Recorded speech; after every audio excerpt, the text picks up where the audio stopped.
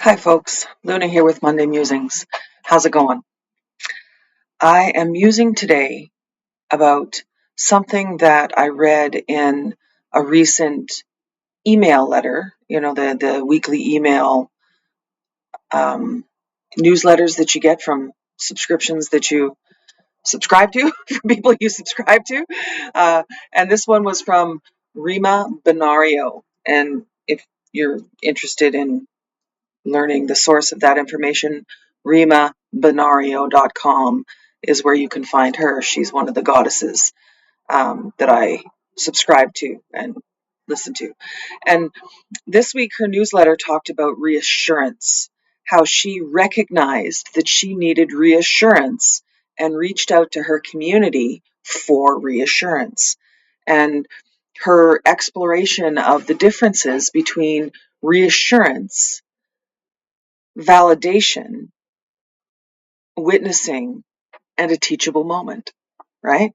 So she recognizes that in herself, Rima does, that she requires a lot of reassurance, and um, and that it's different from validation because validation is seeking external proof that I have value, right? Validation is seeking for the world and the people in the world to prove to me that I have value because I don't believe it.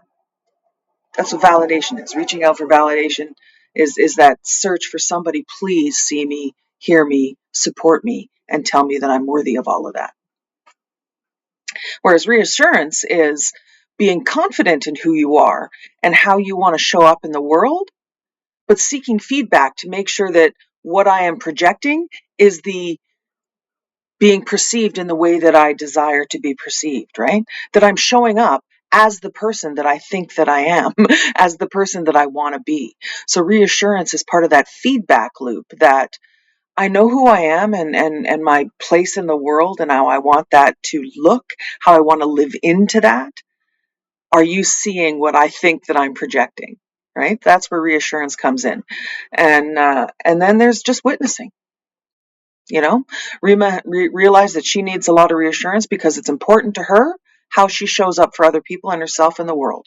So that reassurance helps her like a compass point check-in almost to make sure that she is staying the course for who she is and who she wants to be and how she wants to be received and perceived in the world. So I thought that was a fantastic distinction between validation and reassurance, right? Because I am mostly, I won't say completely, but I'll say mostly beyond the need for validation. Like other people's opinions of who I am in the world mean little to me now, unless they're people very close to me. And now I recognize that the opinions of the people very close to me are part of that reassurance feedback loop, not please tell me I'm okay and I'm all right and I am allowed to be alive and here and have value in the world. But, I am doing my very best to be a good person by my definition of good human. And is that translating in the world, or have I stepped outside of my intention somehow? So I really appreciate that distinction between reassurance and validation. And then she goes on and says, some people don't require as much or reassurance as she does. Some people just require witnessing. And that really sat with me because there are things that I share that I don't require, certainly don't require validation for, and don't necessarily require reassurance about, but you share it just kind of to be seen, right? To know that you're not alone. Though I live alone.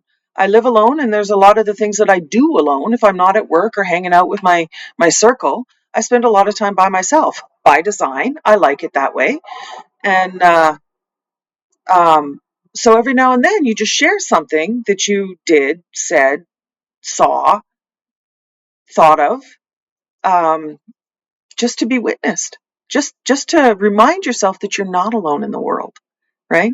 And I think for me, part of that interaction is the compass point check that I know who I am, I think, and who I want to be and how I want to be received and perceived in the world. Am I showing up as that?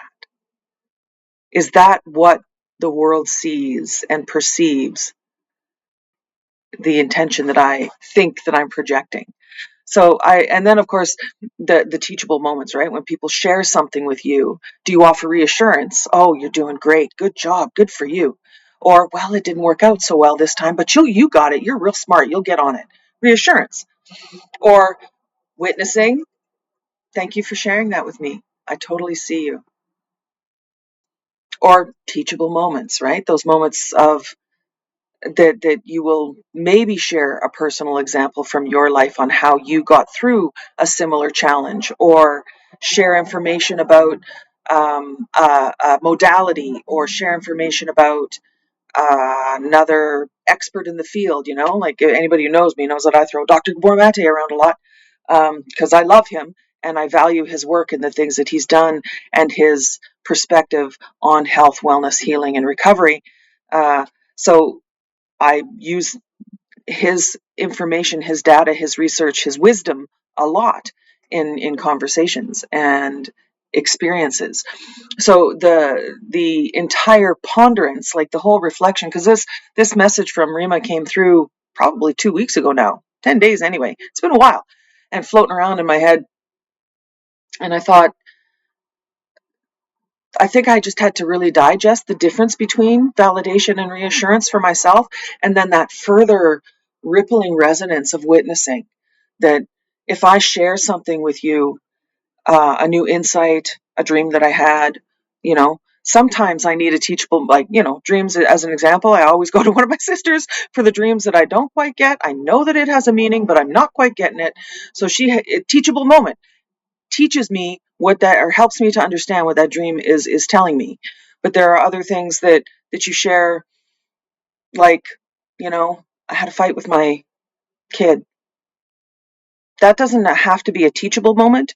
It doesn't always require a a reassurance.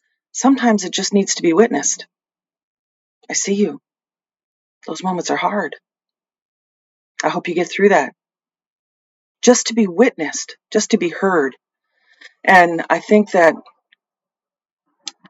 this this whole distinction that Rima offered, this ponderance of the last couple of weeks, has allowed me to understand myself better, and my response in the world, and my expectation. Sometimes I just share things to remind myself I'm not alone, just to be witnessed. And sometimes I share things because I need reassurance. And can I differentiate the two? And does it come to a place? Can we come to a place where we recognize it in what we need and ask for it, like Rima did? Put it out to her community. I'm needing a little reassurance this week, people. Am I showing up for you in the way that I want, that I hope to, in the way that you need me to? And can we each do that in our lives? Am I showing up in the way that I think that I tell myself I want to, that I hope to, that I think I'm projecting in the world? And those moments where here I am, remember I'm here. And you know, can we understand when we need reassurance, when we need witnessing, and when we just could really use some input, those teachable moments?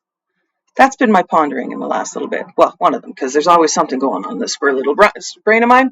But that's been one of them that's come up that, by sharing it here and being witnessed, gets it out of my head, so that I can go on to ponder other things.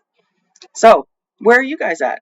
What do you think about the differences between reassurance and validation, between reassurance and witnessing? When I look at it, I think that there's probably times in other conversations where I've offered one when the other was required, where folks maybe needed reassurance and I just went, that must be hard. Just a witnessing moment, or vice versa. Offered reassurance when all that was required was to be witnessed. And I'm pretty sure that I jump in with teachable opportunities when it's not asked for. So, folks, if that happens, by all means, do say, How faux pas is it? I guess this is the big ponderance in all of it. How faux pas is it to say to somebody, if they offer you a teachable moment, some kind of teaching in those moments where you just want or need to be witnessed, to say, thank you for the information. I just really needed to be seen and heard. Like, how weird would that be in our conversations? And yet, how liberating would it be when we can truly start to live authentically? And how liberating would it be for others when they could just relax and be present instead of thinking they have to be on and give us reassurance or give us some kind of lesson or teaching every time we speak or show up, right? It's got to be exhausting for folks who always offer the reassurance when really their mere presence is all that's needed, is the blessing and lesson that's needed in the moment. So where are you guys at for all of that? Are you one who requires a lot of reassurance to help you stay on track, that compass point in your life? Fully embodied in self, knowing who you are and embracing your full worth and value in the world, but just needing that external compass point. Am I showing up the way that I think I am? Or are you someone who just needs to be witnessed? Like, hey, I'm still here. Nice to see you.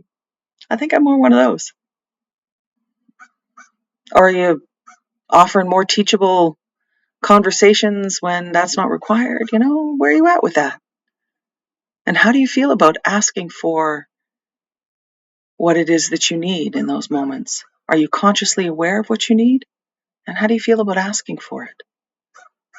To me, I think that feels kind of awkward right now. Our conversations aren't socially constructed that way yet.